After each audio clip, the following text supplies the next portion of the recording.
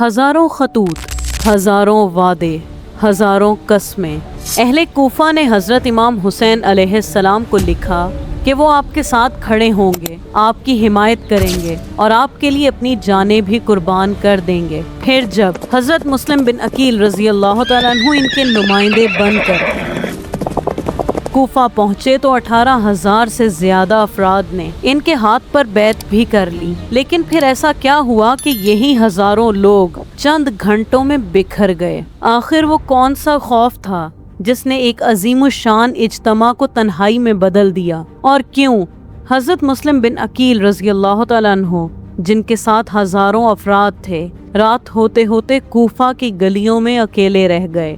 آج ہم اس پورے واقعے کو مستند تاریخی ماخذ البدایہ والنہایہ کی روشنی میں سمجھنے کی کوشش کریں گے۔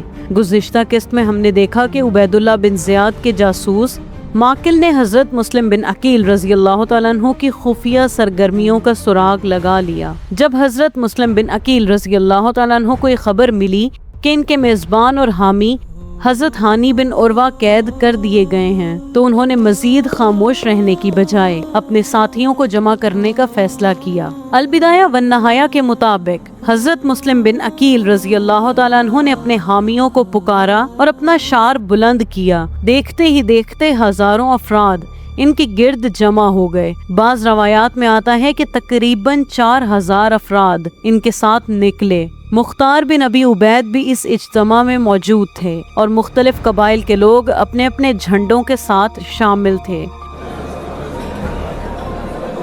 یہ ایک ایسا منظر تھا جس سے محسوس ہوتا تھا کہ کوفہ اب مکمل طور پر حضرت مسلم بن عقیل رضی اللہ تعالیٰ عنہ کے ساتھ کھڑا ہے۔ ادھر جب عبید اللہ بن زیاد کو خبر ملی کہ حضرت مسلم بن عقیل رضی اللہ تعالیٰ عنہ اپنے ساتھیوں کے ساتھ قصر عمارت کی طرف بڑھ رہے ہیں، تو وہ فوراً اپنے چند وفادار ساتھیوں سمیت محل کے اندر چلا گیا اور دروازے بند کر دیے گئے۔ لیکن عبید اللہ بن زیاد صرف طاقت کے ذریعے یہ مقابلہ نہیں جیتنا چاہتا تھا۔ اس نے ایک اور حکمت عملی اختیار کی۔ اس نے کوفہ کے قبائلی سرداروں اور بااثر لوگوں کو بلایا اور انہیں حکم دیا کہ وہ اپنی اپنی قوم کے افراد کو حضرت مسلم بن عقیل رضی اللہ تعالیٰ عنہ کا ساتھ چھوڑنے پر آمادہ کریں۔ انہیں ڈرایا گیا کہ اگر شام سے سرکاری فوجیں آ گئیں تو جو شخص بغاوت میں شامل ہوگا اس کے لیے کوئی معافی نہیں ہوگی۔ البدایہ والنہایہ میں ایک نہایت دردناک منظر نقل ہوا ہے۔ ایک ماں اپنے بیٹے کے پاس آتی اور کہتی، گھر واپس آ جاؤ، دوسرے لوگ کافی ہیں۔ ایک بھائی اپنے بھائی کا ہاتھ پکڑ کر لے جاتا اور کہتا، کل شامی لشکر آ گیا تو تم کیا کرو گے؟ ایک باپ اپنے بیٹے کو سمجھاتا کہ اپنی جان خطرے میں نہ ڈالو۔ یہی خوف، یہی دھمکیاں اور یہی قبائلی دباؤ آہستہ آہستہ اپنا اثر دکھانے لگے۔ جو لوگ چند گھنٹے پہلے وفاداری کے دعوے کر رہے تھے وہ ایک ایک کر کے واپس جانے لگے۔ تاریخ بتاتی ہے کہ پہلے ہزاروں کی تعداد کم ہو کر چند سو رہ گئی، پھر چند سو سے بھی کم۔ آخر کار جب حضرت مسلم بن عقیل رضی اللہ تعالیٰ عنہ نے مغرب کی نماز ادا کی تو ان کے ساتھ صرف چند درجن افراد باقی بچے تھے۔ نماز کے بعد جب آپ رضی اللہ تعالیٰ عنہ مسجد سے نکلے اور دروازے کی طرف روانہ ہوئے تو وہ چند ساتھی بھی آہستہ آہستہ الگ ہوتے گئے۔ آخرکار ایک ایسا وقت آیا کہ حضرت مسلم بن عقیل رضی اللہ تعالیٰ عنہ بالکل اکیلے رہ گئے۔ البدایہ والنہایہ کے الفاظ کے مطابق نہ کوئی راستہ بتانے والا باقی رہا، نہ کوئی ساتھ چلنے والا، نہ کوئی پناہ دینے والا۔ سوچئے وہ شخصیت جس کے ہاتھ پر چند دن پہلے ہزاروں افراد نے بیعت کی تھی، اب کوفہ کی تاریک گلیوں میں تنہا چل رہی تھی اور انہیں خود بھی معلوم نہیں تھا کہ کہاں جانا ہے۔ کافی دیر بھٹکنے کے بعد حضرت مسلم بن عقیل رضی اللہ تعالیٰ عنہ ایک گھر کے دروازے پر پہنچے۔ وہاں ایک خاتون موجود تھی جن کا نام طوا تھا۔ حضرت مسلم بن عقیل رضی اللہ تعالیٰ عنہ نے ان سے صرف پانی طلب کیا۔ انہوں نے آپ کو پانی پلایا، لیکن جب دیکھا کہ یہ اجنبی شخص ابھی تک دروازے کے قریب موجود ہے تو انہوں نے پوچھا کہ آپ اپنے گھر کیوں نہیں جاتے؟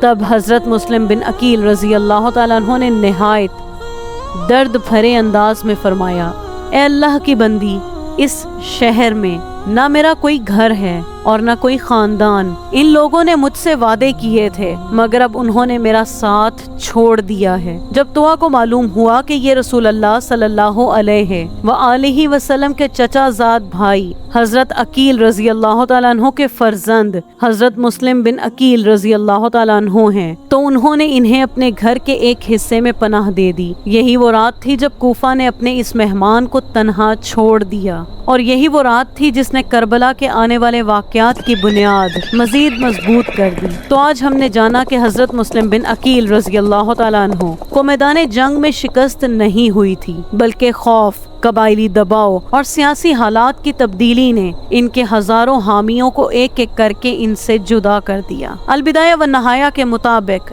آخر میں حضرت مسلم بن عقیل رضی اللہ تعالیٰ عنہ کو صرف ایک نیک خاتون طوع نے اپنے گھر میں پناہ دی. لیکن کیا یہ راز زیادہ دیر تک چھپا رہ سکا؟ اب ایک اور اہم سوال پیدا ہوتا ہے. طوع کے گھر میں پناہ لینے کے بعد حضرت مسلم بن عقیل رضی اللہ تعالیٰ عنہ کا راز کیسے فاش ہوا؟ کس نے ان کی مخبری کی اور وہ آخری رات کیسے گزری جس کے بعد تاریخ کا ایک المناک باب شروع ہوا؟ انشاءاللہ ہماری اگلی سیریز میں ہم حضرت مسلم بن عقیل رضی اللہ تعالیٰ عنہ کی آخری رات، ان کی گرفتاری اور پھر حضرت امام حسین علیہ السلام تک یہ خبریں کیسے پہنچیں، ان تمام واقعات کو مستند تاریخی روایات کی روشنی میں تفصیل سے بیان کریں گے. حوالہ البدایہ والنہایہ، امام ابن کثیر رحمۃ اللہ علیہ، جلد 8، سن 60 ہجری کے واقعات.